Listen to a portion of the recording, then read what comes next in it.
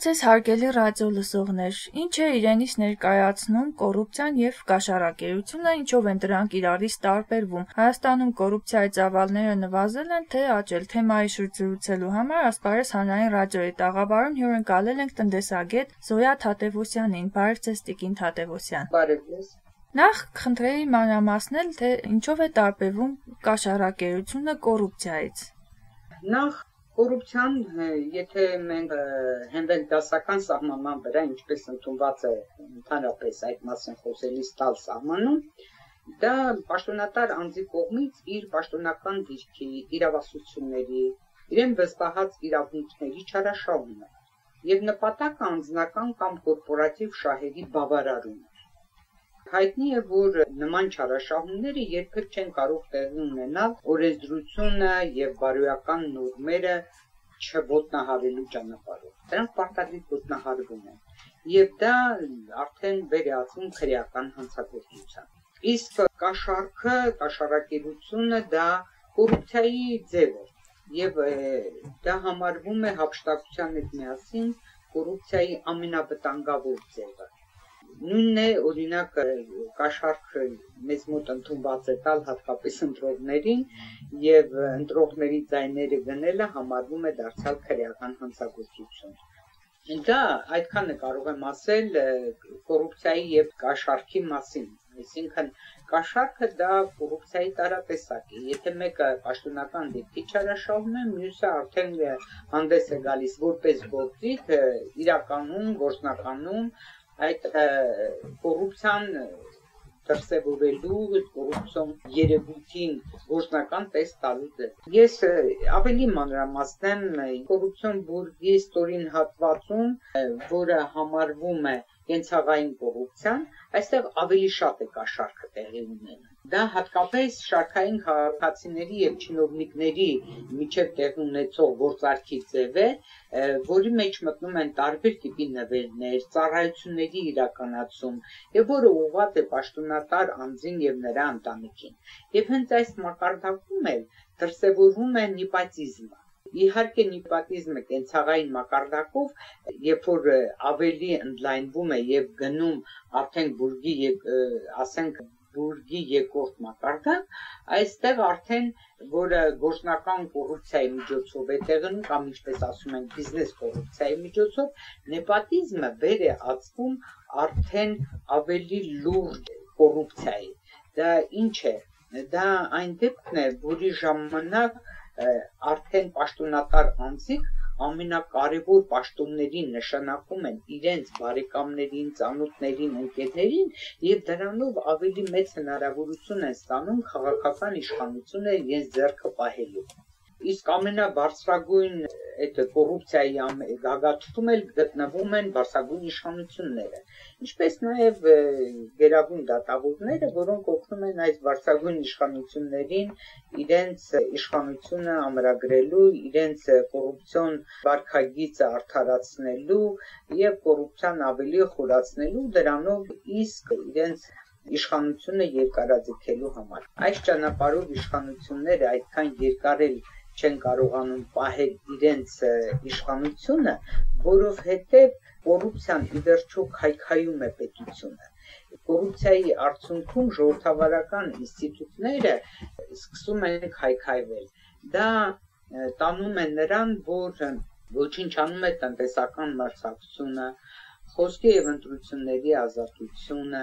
օրենքի առջև հավասարության սկզբունքը եւ այդ ամենը փաստորեն մղում է նրան, որ քաղաքական իշխանությունները ի վերջո նստած ծառի ճյուղին իրենք իրենց ձեռքով կտրում են այդ ճյուղը եւ որքան էլ կոռուպցիան ծաղկում է, ասենք կոռուպցիոն բուրգում նստածների հովանավորությամբ նրանց միջոցով, միևնույն է, եթե դա հասնում է ահռելի չափերի, ի վերջո այդ պետությունը կամ այդ կոռուպցիոն համակարգը ինքը իրեն արդեն ոչնչացնում է։ Եվ որպեսզի քաղաքական իշխանությունները սա խորհրդի կարգով ավելի երկար մնան իշխանության մեջ, ցանկալի է որպեսզի նրանք պայքարեն կոռուպցիայի դեմ։ Հակառակ դեպքում նրանք կարճացնում են այն ժամանակը, որի ընթացքում կարող են իշխանավարել եւ իրենց իշխանությունը երկարաձգել։ Հայաստանում կոռուպցիայի ծավալները նվազել են, թե աճել, ինչ են փաստում այս մասին պաշտոնական եւ ոչ պաշտոնական վիճակագրական տվյալները։ Գիտեք, կոռուպցիայի չափերի մասին, ասենք ծավալային ցուցանիշ գոյություն չունի, այդպիսի գնահատական ես չեմ հանդիպել։ Ես ավելի շատ ծանոթ եմ Transparency International-ի կողմից կատարվող հետազոտությունները, որը գնահատում է կոռուպցիայի ընկալման համաթիվը, ինդեքսը, եւ դասակարգում է աշխարհի երկրներին ըստ կոռուպցիայի ընկալման այդ գործակցի, եւ եթե գնահատենք, ուսումնասիրում ենք այդ զեկույցը Transparency International-ի, ապա այստեղ ակնհայտ է, որ 2014 թվականին Հայաստանում կոռուպցիայի համաթիվը բավականին մեծացել է։ Այսինքն, եթե 10 բալանոց համակարգում կոռուպցիան, եթե 10-ի հավասար իսպառ բացակայում է, եթե 0-ի բացարձակ կոռումպացված է։ Այդ 10 բալանոց համակարգում Հայաստանի կոռուպցիոն համաթիվը 2.7 միավոր է։ Դա բավականին կոռումպացված ենք մենք։ Բայց եթե համեմատում ենք 2013 թվականի հետ, ապա ինչ որ առաջընթաց կա։ Դա է վիճակագրությունը ցույց տալիս, դա ասենք այդ միջազգային կազմակերպության գնահատականի համաձայն։ Բայց եթե նայում ենք մեր շուրջը ինչ է կատարվում, մեր պետության վիճակը ինչպիսին է, կարող ենք արդեն ոչ թե հենվել Transparency International-ի գնահատականի վրա, այլ ուղղակի գնահատել մեր տնտեսության վիճակը, որտեղ կոռուպցիայի վնասները դրսևորվում են նրանում, որ պետական միջոցներն ու ռեսուրսները անարդյունավետ են բաշխվում։ Մեզ մոտ դա տեսնում եք, որքան անարդյունավետ է բաշխվում եւ շատ կարեւոր ծրագրերի համար գրեթե միջոցներ չեն հատկացվում, իսկ օրինակ ինքնաթիռով որևէ այցելության պետական գնալիս ինչքան հսկայական ծախսեր են կատարվում կամ պետական պաշտոնական ընդունելությունների ժամանակ ինչ մեծ գումարներ են ծախսվում։ Այստեղից կարելի է արդեն հասկանալ, հարկորուստ տեղի ունի մեզ մոտ։ Հարկերի շատ մեծ մասը գրեթե պետական գանձարան չի մտնում եւ հարկային մարմինների կողմից պետական գանձարանի թալանը արդեն երկար տարիներ մեր երկրում դարձել է որպես կանոն։ Մանր միջին բիզնեսը քայքայվում է, ներդրումային միջավայրը վատթարանում է, միջազգային օգնությունները ոչ նպատակային են օգտագործվում, իսկ դրա արդյունքում վերջին հաշվետվության ժամանակ ազգային վիճակագրական ծառայության մենք տեսնում ենք, որ նաև պարտքային բեռը բավականին ծանրանում է։ Էլ չեմ ասում սոցիալական անհավասարության աճի մասին, հասարակության բարոյական անկման մասին եւ այլը եւ այլը։ Այս ամենը հենց արդյունք է կոռուպցիայի։ Եթե մեր երկրում կոռուպցիան նվազեր, ապա թվարկածս մնացած հետևանքները պետք է ինչ որտեղ ավելի բարվոք լինեին, ավելի տեսանելի լիներ այն դրականը, որը անում են իշխանությունները, բայց ցավոք սրտի պատկերը լրիվ հակառակն է։ Տիկին Թադևոսյան, ձեր կարծիքով ինչու հաջողվեց Վրաստանում հաղթահարել կամ վերացնել կոռուպցիան, իսկ մեր երկրում ոչ։ Գիտեք, կոռուպցիայի վերացման համար ամենակարևորը քաղաքական կամքն է։ Իշխանության այդ իմ ասած իշխանության վերին օղակներում պաշտոններ զբաղեցնողների վարքագծի դրսևորումն է։ Եվ եթե իշխանության բարձրագույն մարմիններում երկրի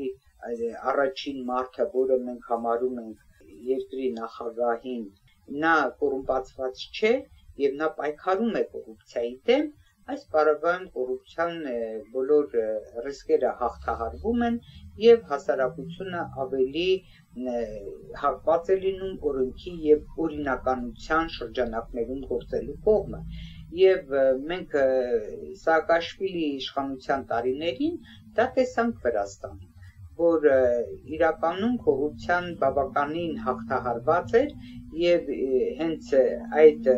կոռուպցիոն բուրգի ստորին հատվածում, այսպես ասած, կոռուպցիա գրեթե գոյություն չուներ։ Դա օրինակ ճանապարհային ոստիկանության աշխատողներն են, դրանք բժիշկներն են, դասախոսներն են, ուսուցիչներն են։ Այդ մակարդակում գրեթե կոռուպցիա Վրաստանում չկար, չնայած հետագայում, երբ որ Սաակաշվիլին արդեն նախագահ չէր, սկսվեց նրա նկատմամբ հալածանքներ եւ նրան էլ էին մեղադրում կոռուպցիոն տարբեր գործարքներ իրականացնելու մեջ։ Ամեն դեպքում ասել թե Վրաստանում կոռուպցիա գոյություն չունի, այդպես չէ։ Մեր համեմատությամբ Վրաստանում վիճակը շատ ավելի լավն է։ Նույնը Transparency International-ի այդ կոռուպցիայի ընկալման համաթվով 177 երկրների մեջ եթե Հայաստանը զբաղեցնում է 94-րդ տեղը, ապա Վրաստանը 50-րդ տեղ։ Այսինքն այստեղ վիճակը 44 միավորով ավելի լավ է։ Վրաստանում դուք ունեք գործընկերներ եւ նրանք առհասարակ ինչ են պատմում այդ երկրի մասին։ Ես ունեմ շատ ընկերներ ունեմ այդտեղ եւ նրանց ճանաչում եմ, ուղղակի իրենք միշտ էլ հիացած են իրենց հասարակությամբ, գուցե դա վրացի ազգի պատվի զգացողության սուր դրսևորում է, որ նրանք իրենց մասին շատ լավ են խոսում, ի տարբերություն մեզ, որ մեզ չսիրելով նաև մեր հայրենիքը չենք սիրում։ Վրացին սիրում է իր հայրենիքը եւ հենց այդ հայրենիքի նկատմամբ սերն է, որ նրանց մղում է միշտ դրական արտահայտել իրենց հասարակության եւ ժողովրդի մասին։ Եվ այդ առումով էլ նրանց մտքերը միշտ ավելի դրական են եւ իրենք հպարտ են իրենց հասարակությունով, իրենց ձեռքբերումներով եւ հպարտ են, որ կարողացել են շատ ու շատ ոչ ցանկալի հասարակական երևույթներ հաղթահարել եւ ունենալ բավականին առաջընթաց։ 2014 թվականին Հայաստանի 1000 խոշոր հարկ վճարողները պետբյուջե են վճարել ավելի քան 700 միլիարդ դրամ, ինչն ավել է 2013 թվականի ցուցանիշից 5.3%-ով։ Այս մասին հայտնել էր արկա գործակալությունը, ինչի մասին են վկայում այս ցուցանիշները։ Այդ ցուցանիշները առաջին հայացքից կարող է թվալ, որ վկայում են այն մասին, որ ինչպես որ կառավարությունն էր հայտարարել, լայնածավալ պայքար պետք է մղի ստվերի դեմ։ Կարելի է առաջին հայացքից այդ ուղիղ նայելով այդ թվերին, գնահատելով միայն այդ թվերը, առանց համապատասխան վերլուծությունների, պատկերացում կազմել այն մասին, որ ստվերի դեմ բավականին պայքարել են եւ ահա այդպիսի աճ է գրացել 5.3% աճ չէ, ինչպես նշեցի։ Բայց երբ որ համատական վերլուծություն ենք անում նախորդ տարվա 1000 հարկատուների կողմից վճարված գումարների հետ, ապա նախորդ տարի 2013 թվականին 12-ի համեմատությամբ եղել է 20% աճ։ Եվ այդ 20% աճի հիմնական բեռը ընկել է մանր միջին ձեռնարկությունների վրա, փոքր միջին ներողություն եմ խնդրում, փոքր միջին ձեռնարկությունների վրա, հիմնական հարկատուները եղել են դրանք, որոնց նկատմամբ կիրառվել են միշտ խիստ միջոցներ, այսինքն հարկային վարչարարությունը այստեղ բավականին խիստ է, այդտեղ եղել է նաև գնաճը, ինֆլյացիան, հիմնական գործոնները եղել են այդ երկուսը։ Իսկ այս տարի ընդամենը ասացինք 5.3% աճ է գրանցվել։ Նախորդ տարում 2014 թվականին գնաճը եղել է 4%։ Եվ կարելի է եզրակացնել, որ 5.3%-ի 4%-ը ապահովել է հենց գնաճը։ Այսինքն տնտեսությունը ինչ որ չափով դուրս է բերվել ստվերից, դա երևի ամենաճիշտ պատասխանն է, բայց իրականում դա ինֆլյացիայի հաշվին է եղել, գնաճի հաշվին, եւ կարելի է ասել 1.3%-ն էլ տնտեսությունը ստվերից դուրս բերելու հաշվին է եղել, քանի որ փոքր եւ միջին ձեռնարկություններից կանձվող հարկերի մասին արդեն այստեղ չենք կարող պնդում անել, քանի որ անցյալ տարի ըստ որոշ փորձագիտական գնահատականների Հայաստանում 14000 փոքր միջին ձեռնարկություն փակվել է։ Ուրեմն այստեղ լավատեսական ոչինչ չկա, հիմնական բեռը այդ մեծ հարկումների ընկնում է գնաճի վրա։ Արդյոք օլիգարխիայի ներկայացուցիչներն համարվում են ամենամեծ կոռուպցիոներները եւ հեշտ է նրանց դեմ պայքարելը։ Ես չէի ասի, որ օլիգարխներն են մեծ կոռուպցիոներները։ Մեր երկրում ամենամեծ կոռուպցիոներները իշխանության վերին էշելոնում պաշտոններ զբաղեցնողներն են, Դրանք իշխանության վերին մարմիններն են, երկրի նախագահն եւ մնացած իշխանության թևերը, որոնք միմյանց հետ սերտաճած են, տարանջատված չեն, եւ դա է պատճառը, որ այդ սերտաճունն էլ հենց մղում են նրան, որ նրանք իրենց բոլոր շահերը եւ անձնական եւ կորպորատիվ բավարարեն հենց կոռուպցիայի հաշվին։ Իսկ օլիգարխան իհարկե օգտվում են նրանց հովանավորչությունից, կոռուպցիայի այդ մի դրսևորումն է, ես ասացի, դա հափշտակությունն է, չէ՞։ Եթե բիզնես դասը իշխանությունների հովանավորչությունից օգտվում է, հետևաբար նա կարող է հարկեր չվճարել։ Իսկ հարկեր չվճարելը նշանակում է գանձարանից գողանալ։ Իսկ եթե գանձարանից գողանում են, դա ամենավատ դրսևորումն է հանցանքի, դա քրեական հանցագործություն է, նորից շեշտեմ։ Իհարկե նրանք կարողանում են իրենց բիզնեսի այսպես կոչված տանիք լինել։ Հետագայում, որպեսզի ավելի իրենց գործողություններում անկաշկանդ լինեն եւ թալանի եւ հափշտակության առումով, նրանք պետք է գործում ազգային ժողով, դառնում են պատգամավորներ, ել ավելի մեծ հնարավորություններ ընձեռնելով այն իմաստով, որ օրենքներ հարմարեցնում են իրենց գործողություններին։ Իհարկե, կոռուպցիան նաեւ թափանցում է այս միջավայր։ Տիկին Թադևոսյան ժամանակին ՀՀ ԱԺ Կարեն Տեմբիջյանը, վարչապետ Վազգեն Սարգսյանը եւս ճգտում էին պայքարել օլիգարխների դեմ, եւ ինչի հասան նրանք։ Գիտեք, նրանք փորձեցին պայքարել եւ ես հիշում եմ վարչապետ Վազգեն Սարգսյանի Ամերիկա կատարած այցից հետո նրա ողջավորությունը եւ նրա ելույթը կառավարության նիստի ժամանակ, նաև ազգային ժողովում, որը տողորված էր ինքնավստահությամբ, որ բավականին շատ տեղեկատվության է տիրապետում եւ կարող է լուրջ պայքար մղել կոռուպցիայի դեմ, բայց ցավոք այդ նպատակը իրականություն չդարձավ եւ այդ ժամանակվա իրավիճակի դեպի 27-ի դեպքերի հետ կապված մնացած հետևանքների մասին մենք տեղյակ չենք։ Ինչ տեղի ունեցավ հոկտեմբերի 27։ Իսկ թե ինչու տեղի ունեցավ եւ ով էր դրա հեղինակը, այդ դա միջև հիմա չի բացահայտվում եւ ցավոք սրտի հենց այդ չբացահայտվելն էլ այդ խոշոր պետական հանցագործության, որտեղ գլխատվեց ազգային ժողովը եւ կառավարությունը, այդ դրանից հետո է որ մեր երկրում կոռուպցիան արմատավորվեց եւ հորիզոնական եւ ուղղահայաց եւ դա է պատճառը որ մենք ունենք ահա այսպիսի հայրենիք եւ կարծում եմ որ պետք է հենց մեր պատմությունից մեր շատ մոտ պատմությունից դասեր քաղել պետությունը դա աշտոն չէ պետությունը դա շահ չէ պետությունը դա սերունդների օրանն է, բնորանն է, սերունդների արժանապատվությունն է, սերունդների ապագան է, սերունդների պատասխանատվությունն է համաշխարհային հանրության առջև, սերունդների պատասխանատվությունն է իրենց ծնողների, իրենց պապերի առջև, եւ դա է պահանջատիրությունը, եւ դա է